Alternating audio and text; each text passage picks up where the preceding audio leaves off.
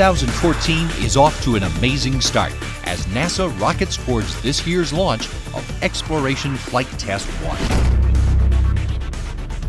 The Orion program began the year with several major milestones. The service module was completely finished in January at Kennedy Space Center in Florida. The service module is the part of the spacecraft that contains all of the structural elements, spacecraft adapter, payload fairings, and crew module separation systems the EFT-1 capsule needs to conduct its high-altitude orbital testing. In February, the completed service module was stress-tested for the final time. The structural loads test proved that the vehicle will endure the physical stresses of its upcoming flight. After the test, the service module was ready to attach to the crew module. A test of the forward bay cover and parachute system was successfully passed in January at the Yuma Proving Ground in Arizona. After the Orion mock-up was dropped from a plane, the forward bay cover separated from the capsule, allowing the parachutes to release as the crew module descended safely to the desert floor. The capsule, parachutes, and forward bay cover were recovered and subjected to additional testing in the following months. In February, the Delta Mariner delivered 2 of the core and starboard boosters for the Delta IV Heavy rocket. After the boosters go through stringent testing and processing in the Horizontal Integration Facility, they will roll out to Launch Complex 37 for EFT-1's launch later this year. A full-scale mock-up of the Orion capsule was delivered to Langley Research Center in March. The mock-up will be used to perform a variety of static and impact tests to evaluate various water landing scenarios in a wide array of different conditions.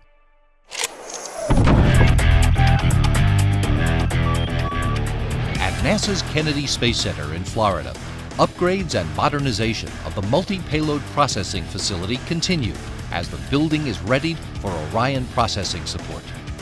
By April of next year, the MPPF will have updated structural elements like environmental control systems, high bay doors, and emergency systems.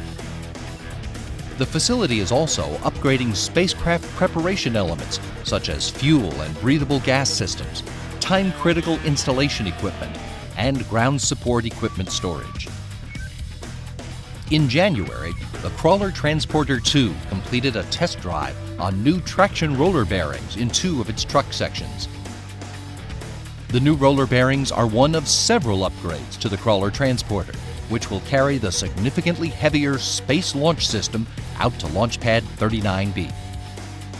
The other 2 truck sections of the Crawler Transporter will also receive new roller bearings and complete a follow-up test drive in November.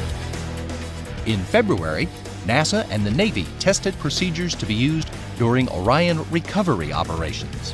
After launch and re-entry simulations, the forward bay cover and parachutes were successfully retrieved from rough waters off the California coast.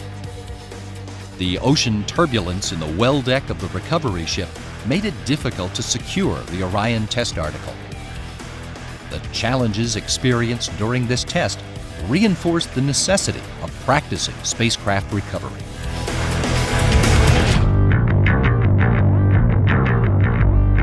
The circumferential dome weld tool produced a second liquid oxygen tank confidence article at the Michoud Assembly Facility. The confidence tank verified that the weld tool is capable of producing the core stage tank up to the exacting standards the Space Launch System will require. A composite cryotank for liquid hydrogen was also produced and delivered to Marshall Space Flight Center aboard NASA's Super Guppy cargo plane in March. The advanced composite cryotank, which could benefit many of NASA's deep space exploration spacecraft, will undergo a series of structural pressure tests later this year. A scale model of the SLS was used in acoustic testing to see what effects high and low frequency sound waves will have during launch. The model's core stage fired for 5 seconds while an array of microphones collected the acoustic data. A full assembly test with the scale rocket motors will be conducted later this year.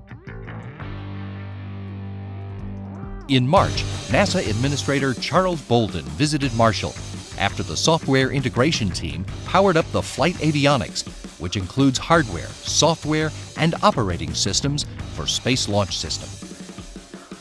Known as First Light, the flight computers of the SLS simulated the flight path the vehicle will experience during launch. NASA's Exploration Systems Development Division is flying through production, testing, and launch, as 2014 promises to be one of the most productive and exciting years in recent space history.